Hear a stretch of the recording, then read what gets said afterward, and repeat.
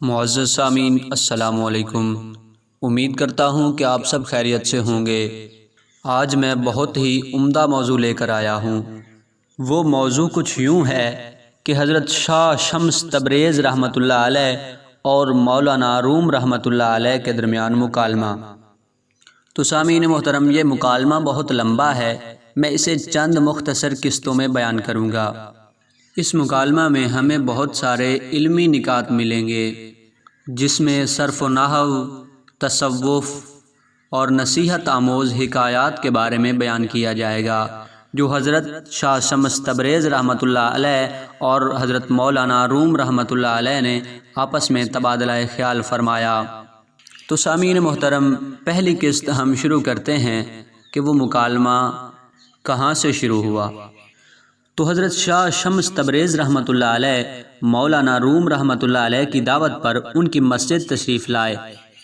جس وقت حضرت شاہ شمس تبریز رحمۃ اللہ علیہ مسجد میں پہنچے، اس وقت مولانا روم رحمۃ اللہ علیہ حسب معمول اپنی کتب کے ساتھ مکتب میں موجود تھے۔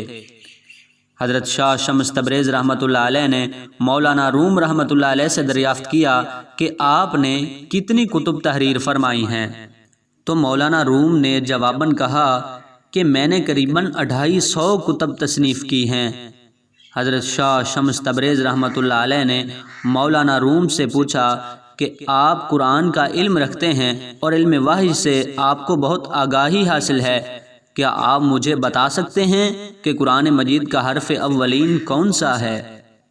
تو مولانا روم رحمۃ اللہ علیہ نے جب حضرت شاہ شمس تبریز رحمۃ اللہ علیہ کی بات سنی تو حیران ہو گئے اور کہنے لگے کہ وہ تو الف ہی ہوگا یا پھر کاف ہی پہلا حرف ہے۔ پھر تھوڑی دیر بعد یوں کہنے لگے کہ اللہ اور اس کا رسول صلی اللہ علیہ وآلہ وسلم ہی بہتر جانتے ہیں۔ تو حضرت شاہ شمس تبریز رحمۃ اللہ علیہ نے جواباً فرمایا کہ آپ عالم دین ہیں اور آپ نے بے شمار کتب بھی قرآنی علوم پر تحریر فرمائی ہیں، لیکن آپ قرآن مجید کے حرف اول سے ہی آگاہ نہیں ہیں۔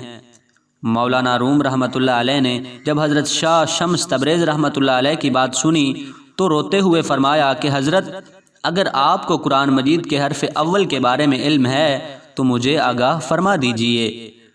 تو حضرت شاہ شمس تبریز رحمۃ اللہ علیہ نے فرمایا کہ یہ فقیر تو تمہیں بتا ہی دے گا، لیکن تمہاری یہ لکھی ہوئی کتابیں کس کام کی ہوئیں؟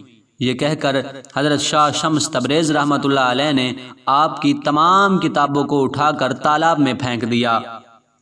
مولانا روم رحمۃ اللہ علیہ نے جب اپنے علم کو یوں پانی میں بہتا دیکھا تو زاروں قطار رونا شروع کر دیا اور حضرت شاہ شمس تبریز رحمۃ اللہ علیہ سے کہنے لگے کہ آپ رحمۃ اللہ علیہ نے میرا سرمایہ حیات پانی میں غرق کر دیا، اب میں کیسا زندہ رہ سکوں گا؟ تو حضرت شاہ شمس تبریز رحمۃ اللہ علیہ نے فرمایا کہ پھر تو آپ عالم نہ ہوئے اور نہ ہی آپ کو مولانا کہلانے کا کوئی حق ہے، کیونکہ آپ تو قرآن مجید کے حرف اول سے ہی آگاہ نہیں ہیں۔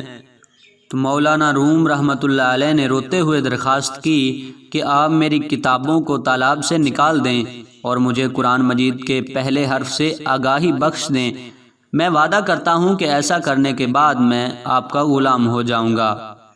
حضرت شاہ شمس تبریز رحمۃ اللہ علیہ نے پوچھا کہ مولانا صاحب، آپ اپنے علم سے اندازہ لگا کر بتائیے کہ قرآن مجید کا پہلا حرف کون سا ہو سکتا ہے؟ مولانا روم رحمۃ اللہ علیہ نے عرض کیا کہ میرے نزدیک عربی حرف الف ہی قرآن مجید کا پہلا حرف ہے۔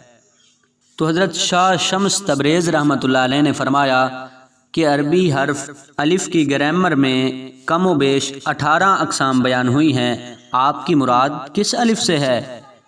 تو مولانا روم رحمۃ اللہ علیہ نے جواب دینے کی بجائے پوچھا کہ حضرت، اگر الف قرآن مجید کا پہلا حرف نہیں تو پھر آپ مجھے پہلے حرف سے آگاہ فرما دیجئے کہ پہلا حرف کون سا ہے؟ آپ رحمۃ اللہ علیہ نے فرمایا کہ اس میں شک نہیں کہ قرآن مجید کا پہلا حرف الف نہیں ہے۔ مولانا روم نے جب حضرت شاہ شمس تبریز رحمۃ اللہ علیہ کی بات سنی تو ایک مرتبہ پھر اپنی کم علمی کا اعتراف کرتے ہوئے آپ سے قرآن مجید کے پہلے حرف کے بارے میں پوچھا۔ تو حضرت شاہ شمس تبریز رحمۃ اللہ علیہ نے جواب دینے کی بجائے تالاب میں سے کتابیں نکالنا شروع کر دیں مولانا روم رحمۃ اللہ علیہ نے جب اپنی کتابوں کو صحیح سلامت تالاب میں سے باہر آتے دیکھا تو حیران رہ گئے۔ جب تمام کتابیں باہر نکل آئیں تو حضرت شاہ شمس تبریز رحمۃ اللہ علیہ نے فرمایا کہ اللہ اور اس کے رسول صلی اللہ علیہ وآلہ وسلم کا فرمان ہے کہ قرآن مجید کے الفاظ پر غور کیا کرو، چنانچہ جو لوگ اس پر غور کرنے والے، اس کا علم رکھنے والے ہیں، انہیں اس کے پہلے حرف سے واقف ہونا ضروری ہے۔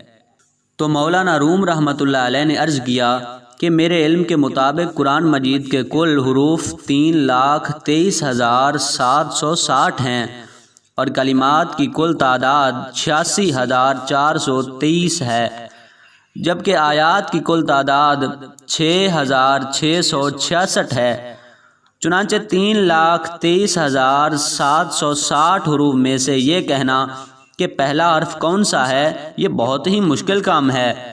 عربی لغت میں ہر لفظ کے شروع میں الف لام لگا دیا جاتا ہے، تو اس لحاظ سے میرے نزدیک پہلا حرف الف ہی ہوا۔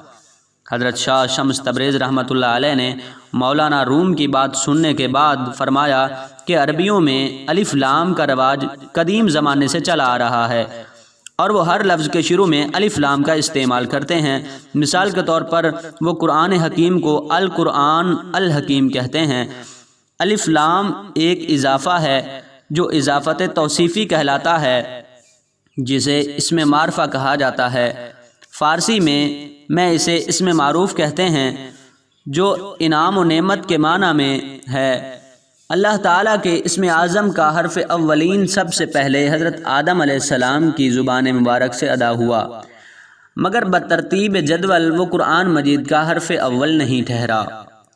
مولانا روم رحمۃ اللہ علیہ نے جب حضرت شاہ شمس تبریز رحمۃ اللہ علیہ کا کلام سنا تو حیران ہوتے ہوئے عرض کیا کہ میرے علم کے مطابق اسم اللہ کے لیے قدیم زمانہ میں 4 الفاظ استعمال ہوتے ہیں، پہلا الاحیاء اور دوسرا الوحیاء اور تیسرا الہ اور چوتھا اللہ ہے۔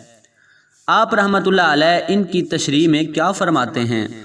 حضرت شاہ شمس تبریز رحمۃ اللہ علیہ نے فرمایا کہ الاحیاء عبرانی زبان کا لفظ ہے اور الوحیاء لاطینی زبان کا لفظ ہے اور الہ مصری زبان کا لفظ ہے، جبکہ اللہ عربی زبان کا لفظ ہے۔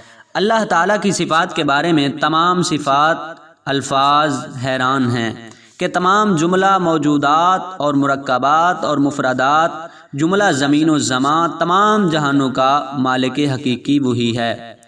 تمام تعریفیں اسی کے لیے ہیں اور تمام مخلوق مل کر بھی اس کی شان بیان کرنے سے قاصر ہے۔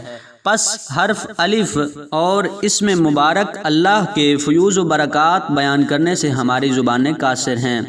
ہر قسم کے لا علاج مریض کے لیے کوئی بھی مرض ہو، کسی طبیب سے شفا نہ ملتی ہو، وہ لا تعداد مرتبہ اس اسم کا ورد کرے اور بعد نماز عشاء اپنی صحت یابی کی دعا کرنے کے بعد سو جائے، انشاءاللہ وہ صحت یاب ہو جائے گا۔